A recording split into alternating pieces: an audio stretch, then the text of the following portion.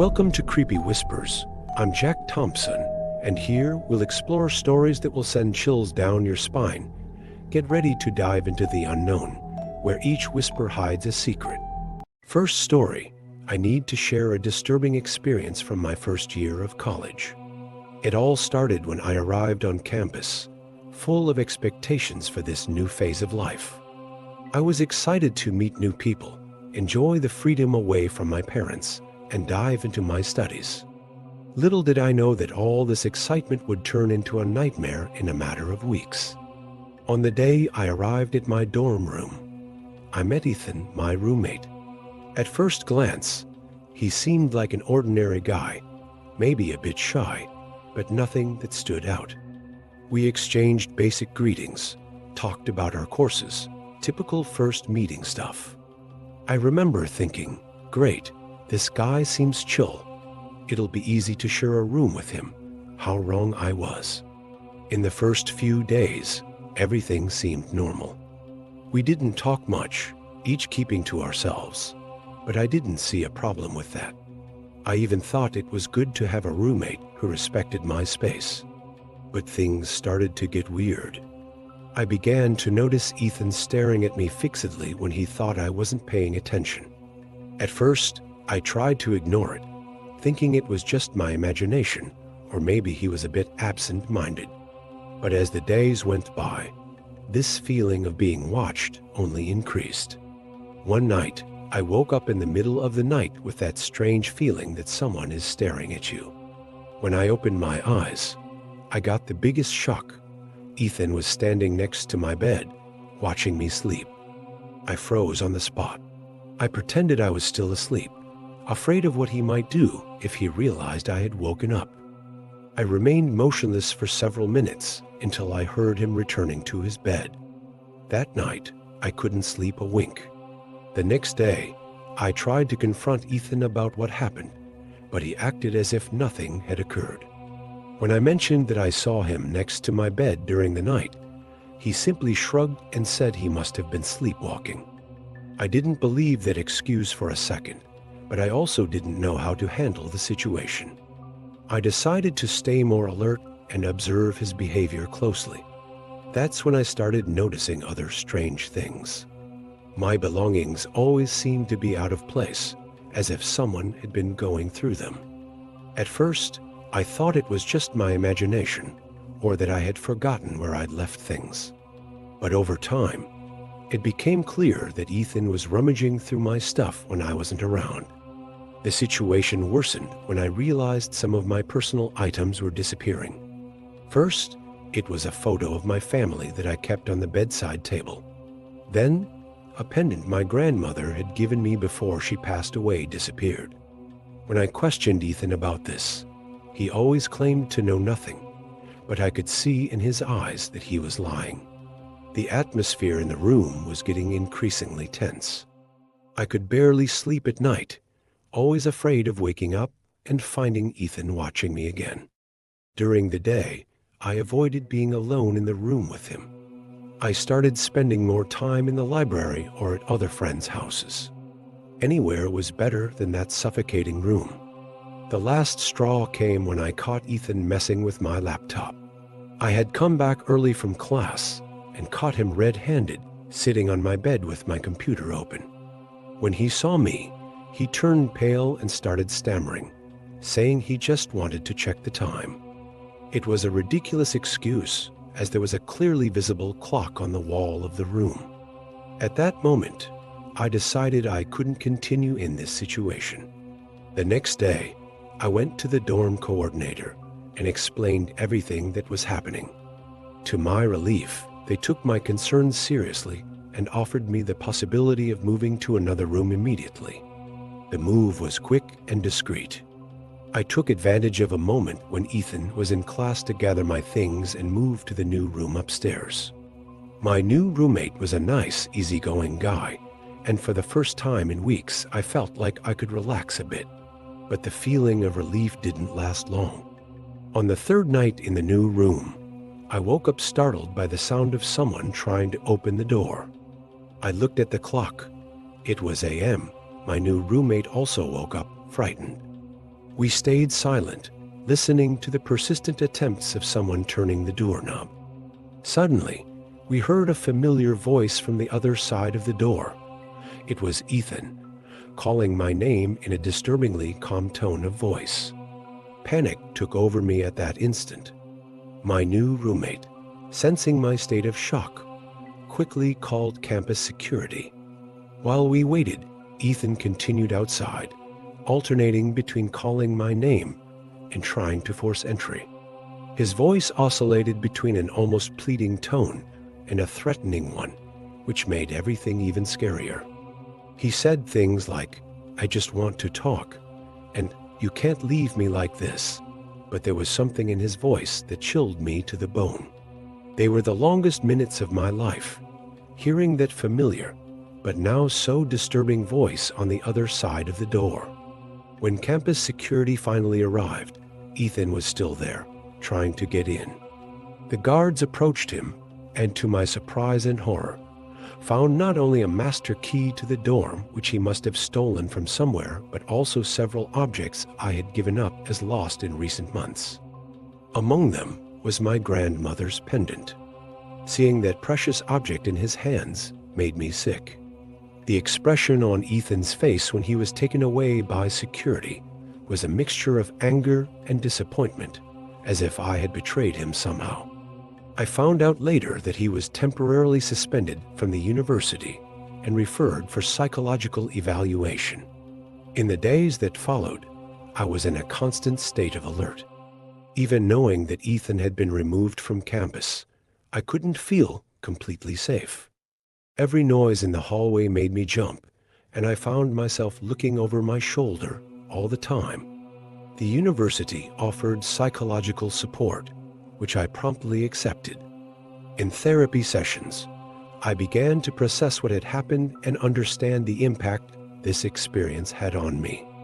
The therapist explained that what I was feeling was a normal response to trauma and that it would take time to fully recover. Meanwhile, the investigation into Ethan continued. I discovered that I wasn't the first roommate to have problems with him. Apparently, he had a history of obsessive and invasive behavior that the university hadn't noticed before. This left me with mixed feelings. On one hand, I was relieved to know it wasn't something personal against me, but on the other, I was frustrated thinking that all of this could have been avoided if someone had paid more attention to the warning signs. The university implemented new policies for background checks and psychological monitoring for students, using my case as an example of what could go wrong when these problems are ignored. Weeks passed, and I gradually resumed my normal routine at the university.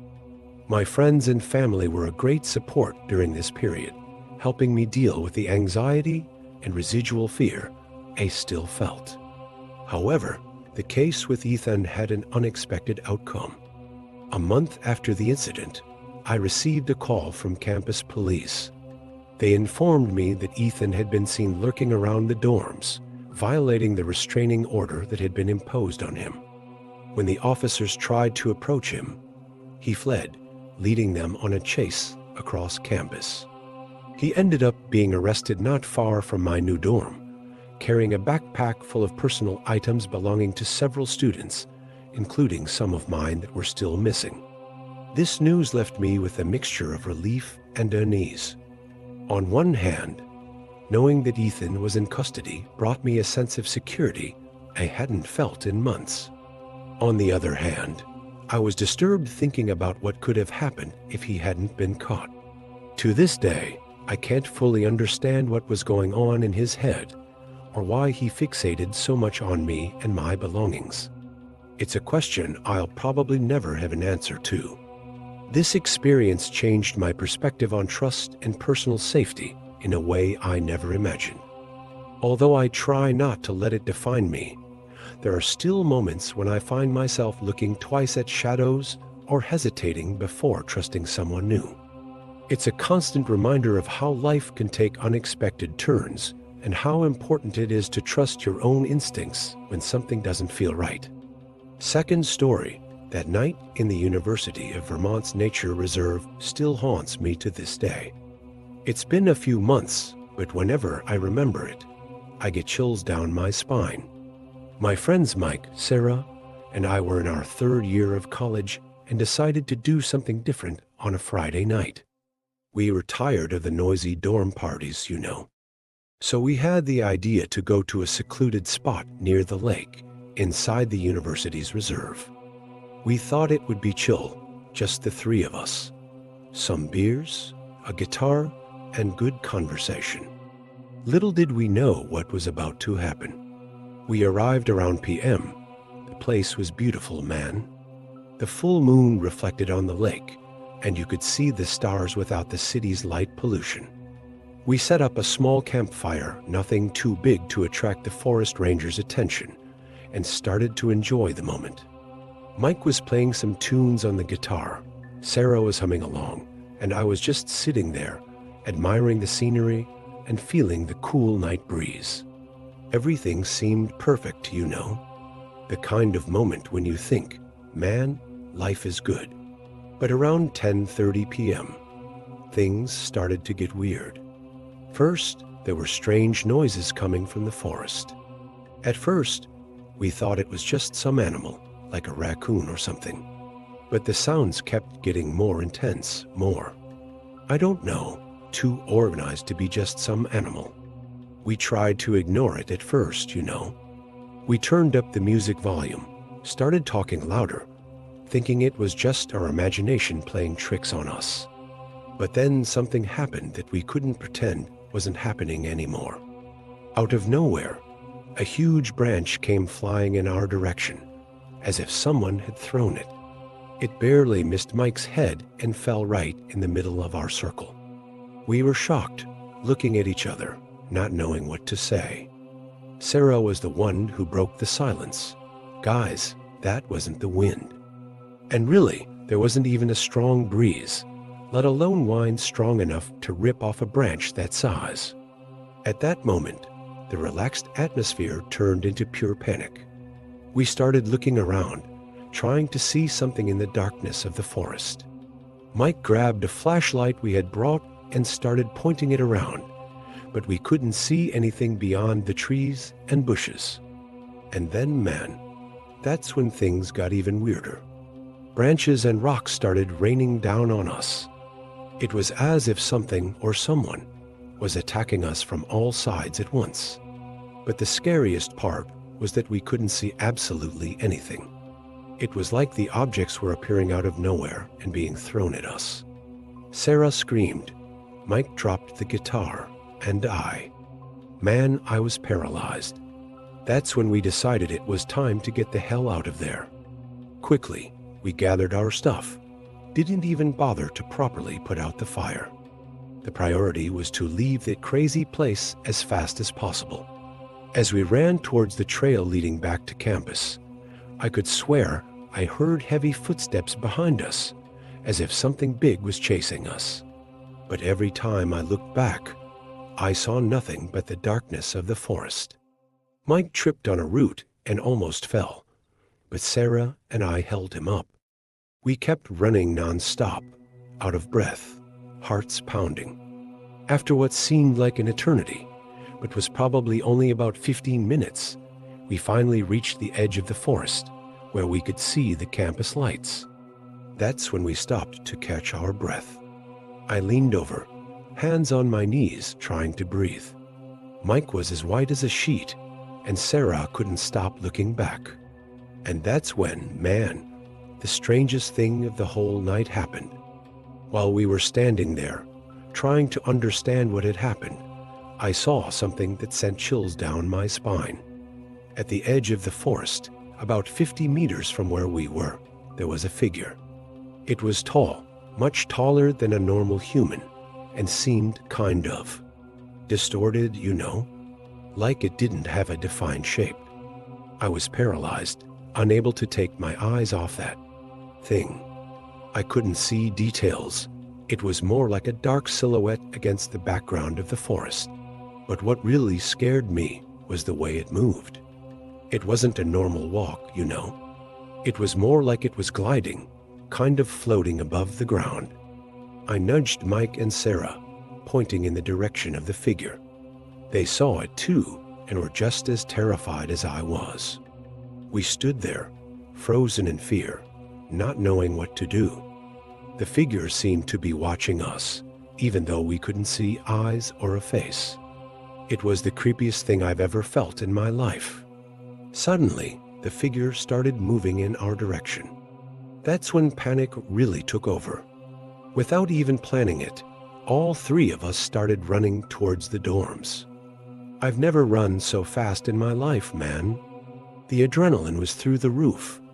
I could only think about getting to my room and locking the door. We didn't even look back to see if the thing was following us. We only stopped when we reached the dorm building, panting and shaking. We ran in and stumbled up the stairs to our floor.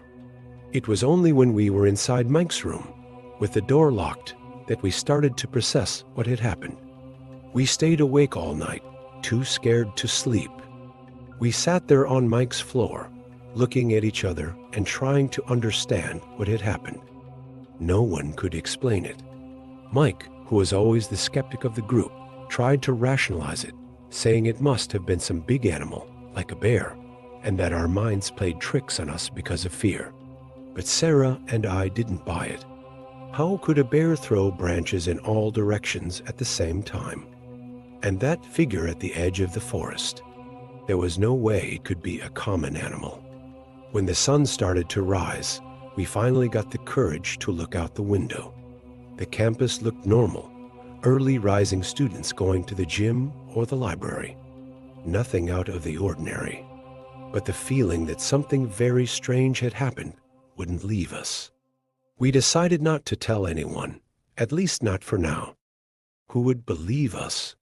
They'd think we were too high or drunk. But we made a pact to never go back to that part of the reserve, especially at night. In the following days, we were alert to any strange news, any reports from other students about weird things in the forest, but nothing came up. It was as if it had only happened to us. In the weeks that followed, I couldn't stop thinking about what had happened. Every time I passed near the edge of the forest during the day, I felt a shiver. At night, I had nightmares about that strange figure chasing me. Mike and Sarah were affected too, I could tell. We avoided talking about it, but sometimes, when we were together, just one look was enough to know we were all thinking about the same thing.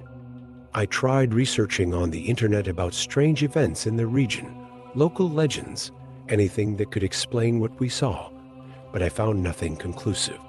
The weirdest thing of all is that after that night, nothing like it ever happened again. Life at the university went on as normal. Classes continued, parties too. But for me, Mike, and Sarah, something had changed forever. We knew we had experienced something that couldn't be explained, something that defied everything we believed about the world. Even today, years later, when we meet, the conversation inevitably turns to that night. And we always end up with the same unanswered question. What the hell was that in the forest? I guess we'll never know. But one thing's for sure, I'll never look at a dark forest the same way again. Third story, to this day, I can't quite explain what happened that night. It's been months, but every time I remember, my stomach churns and I feel a chill down my spine. It was my first semester at Ohio University, and I was all excited about freshman life, you know. My roommate, Tyler, was a cooler guy, already knew some people, and always knew where the best parties were happening.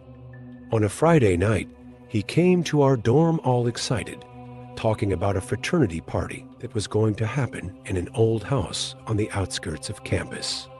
I hesitated a bit because I didn't know anyone from that fraternity, but Tyler insisted so much that I ended up agreeing.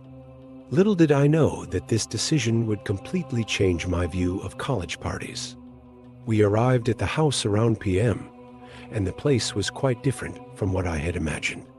It was in a remote neighborhood, full of old houses and poorly lit streets. The party house was an old mansion, all peeling and with a kind of gloomy air.